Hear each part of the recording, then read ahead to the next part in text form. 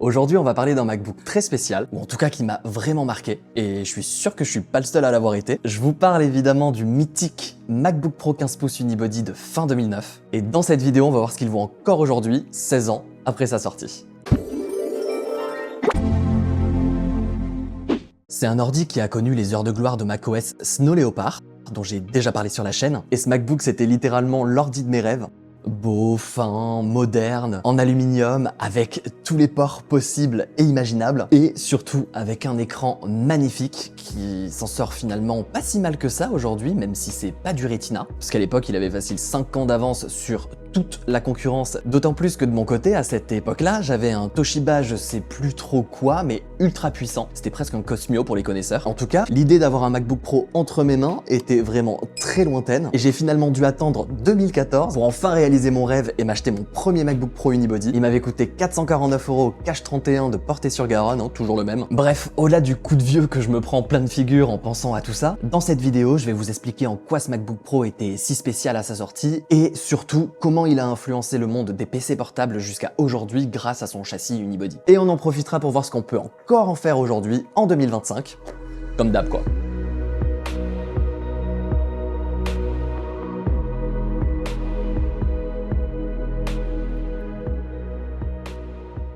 Cette fois-ci, pour parler de sa sortie, je vais vous faire un petit retour en arrière. On est donc en octobre 2009. Apple dévoile la dernière version Core de Duo de son MacBook Pro 15 pouces Unibody avant le passage au processeur Intel Core i5 et i7. Peu d'évolution, voire même aucune, depuis le modèle Unibody de fin 2008. Mais ce modèle de 2009 venait confirmer que cet Unibody, justement, est un carton et l'améliore pour faire celui dont tous les Apple addicts se souviendront. Le design entre le modèle de 2008 et celui de 2009 a été très légèrement changé. La batterie n'est plus accessible aussi facilement et scelle définitivement la possibilité de la remplacer sans ouvrir l'ordinateur. On entrait à ce moment-là dans une nouvelle ère et on ne s'en rendait même pas compte, c'était génial. Et ça a cartonné. En 2009, à cette époque-là, Apple vendait plus de 2 millions de Mac par trimestre. C'était surtout l'explosion du succès post-iPhone. Et grâce à ça, les MacBook Pro étaient devenus officiellement l'ordi de choix des étudiants en graphisme, des monteurs vidéo, des gens dans la com, des musiciens, etc. Je crois qu'à cette époque-là, il y avait juste les développeurs qui étaient pas encore très chauds. Et ce modèle précis, le MacBook Pro 5.3 qui est juste derrière, au-delà de l'effet mode, c'était une machine ultra performante et surtout fiable. J'ai avec moi la config presque full spec de l'époque, avec un Core de Duo cadencé à 2,8 GHz, c'est énorme, et surtout 8 Go de RAM. Mais écoutez-moi bien, j'ai surtout la fameuse carte graphique Nvidia GeForce 9600M GT, dopée à 512 mégas au lieu des 256 de série. Enfin bref, c'est tout ce qu'il fallait à l'époque pour pas avoir peur de lancer Crysis. Et ce fameux Core de Duo à 2,8 GHz, c'était vraiment quelque chose, hein. Et j'aurais trop aimé avoir la version 3,06 GHz, qui était énorme. Mais bon, vous allez le voir dans la vidéo, 2,8 GHz, ça reste totalement raisonnable, vu que ça chauffe comme pas possible. En tout cas, en 2009, c'était un vrai monstre de puissance, et en portable, c'était très dur d'avoir mieux pour ce prix. Au-delà du beau châssis, du côté unibody, de la solidité, de l'écran génial, etc., etc. Comme l'époque était différente, quand je dis qu'il était fait pour tous les pros et les créatifs, c'est qu'il avait tout ce qu'on a perdu, puis finalement retrouvé, c'est-à-dire toute une ribambelle de ports plus ou moins utiles les uns que les autres, plus d'une décennie plus tard évidemment, avec 2 ports USB-A, un port FireWire 800, un lecteur carte SD, un port Ethernet, un mini DisplayPort, sans compter le lecteur DVD, dont je risque de me servir très prochainement pour un petit projet vidéo. Mais pour qu'il tienne encore debout, ce Mac aujourd'hui, il faut un petit peu le chouchouter. Et en gros, vous vous en doutez, mais pour que ce MacBook Pro de 2009 soit vraiment utilisable en 2025, il y a 2 upgrades totalement indispensables. Faut absolument lui mettre un SSD, je pense que c'est le b.a-ba. Et grâce à lui, c'est le jour et la nuit. Faut aussi lui mettre 8 Go de RAM pour qu'il puisse tenir la charge en fait avec un navigateur et quelques applis ouvertes. C'est donc exactement ce que j'ai fait depuis quelques années avec ce modèle, donc je vais pas faire semblant de tout modifier pour la vidéo.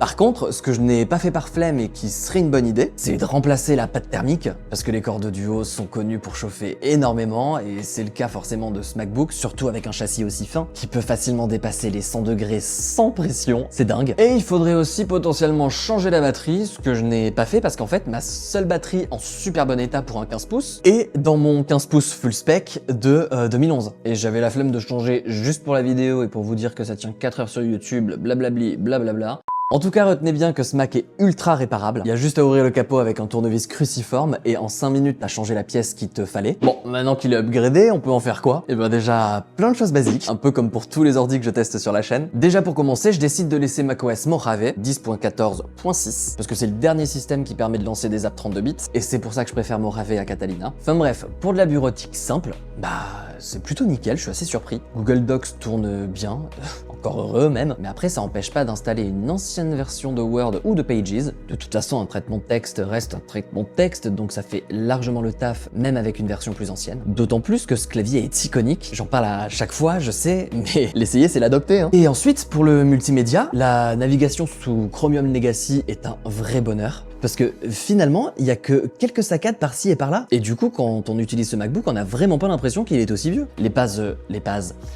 se chargent relativement rapidement et je m'attendais pas à ce que ça se passe si bien pour une fois. En tout cas, tous mes sites habituels se chargent sans problème et sans trop d'attente. Donc c'est plutôt impressionnant, je trouve. Je sais pas ce que vous en pensez.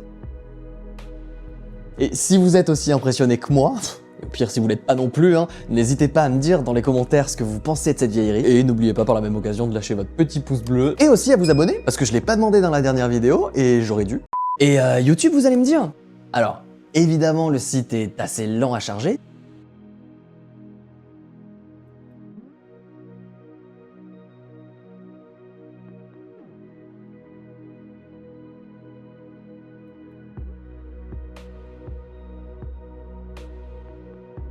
Mais une fois chargé justement, c'est plutôt fluide. Et en lecture vidéo ça marche bien, mais seulement en 1080p à 30 images à la seconde, pas plus. Parce qu'en 1080p 60 images à la seconde, autant dire que c'est mort. Le processeur sature, les ventilos s'envolent, et c'est plus un PowerPoint qu'une vidéo quoi. En vrai, je trouve que c'est une excellente machine d'appoint, un peu comme un vieil appareil photo numérique qu'on ressort de temps en temps pour faire des photos vintage un petit peu stylées sur Insta. Ici, t'écris sans distraction, t'as pas toutes les notifs modernes, et surtout, t'as une vraie sensation physique parce que il pèse son poids. Donc si t'as un usage minimaliste, que t'aimes le rétro, ou que tu veux juste une machine secondaire fiable et sous macOS, ça peut carrément le faire. Pour des tâches basiques, pas plus. Pour tout le reste, je pense qu'il faut oublier, parce que bon, niveau performance brute, en 2025, c'est vraiment pas ouf du tout. Genre, c'est impossible d'utiliser la suite Adobe, ou en tout cas une version assez récente. Je me souviens que la dernière version qui fonctionnait bien, c'est quand j'étais en BTS, j'avais installé la suite CC 2015. C'était parfait à ce moment-là, mais je vois pas qui voudrait utiliser cette suite-là encore aujourd'hui, sachant que mon BTS, effectivement, c'était il y a 10 ans. Par contre, pour tester un petit peu plus la carte graphique et le processeur, on peut toujours jouer à des vieux jeux. Là, c'est carrément possible, ou plutôt ça l'était facilement jusqu'à peu. En tout cas, avant que Steam devienne totalement incompatible avec ses vieux macOS et nous force à télécharger des torrents, ce qui est franchement dégueulasse quand t'as acheté un jeu en 2007, mais bon, on n'est pas là pour débattre. Heureusement qu'il y a des modeurs de fous qui ont permis justement de contourner cette incompatibilité pour pouvoir au moins télécharger les vieux jeux 32 bits de macOS qui sont de toute façon plus du tout compatibles avec tous les Macs depuis Catalina en 2019. Bref, cette solution elle est assez mal référencée et assez peu connue, donc je vous la mets direct en description. Et comme ça, on va enfin pouvoir lancer comme d'habitude Tomb Raider de 2013, sorti justement 4 ans après ce MacBook. Vous allez voir qu'en baissant la qualité, il est possible d'avoir un résultat pas jouable, oui ok, mais franchement assez surprenant. Moi j'aurais jamais pensé que ça ferait plus de 5 FPS sur un truc comme ça. Et d'ailleurs pour jouer à cette version 32 bits en OpenGL, c'était obligatoire pour moi de passer par Steam justement, parce que toutes les versions de ce jeu en torrent, elles sont 64 bits, et les versions 64 bits elles sont en métal, donc ce Mac est incompatible. Voilà, donc sans mon super tuto, j'aurais pas pu tester et j'aurais été super dégoûté. Après bon, ça reste injouable de toute façon, on est à 20 FPS, donc il vaut mieux lancer plutôt Tomb Raider Underworld, qui est beaucoup plus optimisé pour un vieux Mac comme celui-ci, et là pour le coup on peut jouer quasi tout en maximum, c'est magnifique. Et ensuite, vous vous en doutez évidemment, puisque je suis totalement prévisible, on va lancer les Sims 4, et là, toujours pareil, les Sims 4 ne sont plus compatibles et EA nous empêche de télécharger la version Legacy depuis 2022. Donc il faut forcément jouer à une version piratée. Et voilà, c'est pas incroyable, mais ça se lance et ça fonctionne totalement bien. Avec les paramètres graphiques au plus bas, on a des performances dignes du MacBook Retina 12 pouces de 2015. Donc c'est vraiment pas mal, j'adore. Sinon, concernant le futur de ce Mac, je sens que pour pallier à certaines des limites que j'ai évoquées dans cette vidéo, certains vont me dire d'installer plutôt Linux. Et c'est vrai, vous avez raison. Une petite distro légère de Linux Linux là-dessus, ça réveille direct, c'est sûr. Mais par contre, j'ai super envie de faire une vidéo hors série où j'essaierai d'installer Windows 10 ou 11 dessus, et tout ça juste pour une chose, lancer Crysis avec vous, et aussi pour comparer les FPS de Tomb Raider 2013 en version DirectX et OpenGL. Voilà. Donc si ça vous chauffe, dites-le moi dans les commentaires, parce que j'ai vraiment l'impression d'avoir eu une idée de génie là. Alors finalement, ce MacBook Pro de 2009, est-ce qu'il vaut encore le coup aujourd'hui? Bah franchement, moi je trouve que oui, mais uniquement si t'as envie de t'amuser et de bidouiller sur un vieil ordi. Le clavier est encore top, le trackpad toujours agréable même si c'est du clic physique, et surtout le châssis est plus solide que 95% des ordis vendus à 300 balles encore aujourd'hui. Si t'as pas peur de mettre les mains dedans, que t'as un petit budget ou que t'as juste envie d'une machine secondaire rétro, propre et surtout bien construite, c'est un vrai bon plan, hein. C'est solide, réparable et surtout ça a une âme quoi. Enfin bref, c'est vraiment un Mac idéal à avoir dans sa collection, et il est suffisamment vieux pour être vintage et suffisamment moderne pour qu'on puisse s'y amuser mieux que sur un PowerBook quoi. Vous l'aurez compris, c'est un Mac d'époque et il est à prendre pour ce qu'il est. Et pour moi, il est celui qui a inspiré le futur de tous les ordi portables sortis après lui, tout comme le MacBook Air était une référence pour tous les ultra portables. La conclusion, c'est que c'est une référence et je suis trop content de l'avoir dans ma collection. Enfin bref, si vous êtes arrivé jusqu'ici dans la vidéo, commentez MacBook brûlant cette fois-ci et faites-moi péter le compteur de commentaires. J'espère que vous serez encore plus nombreux que la dernière fois. Allez, c'est tout pour moi.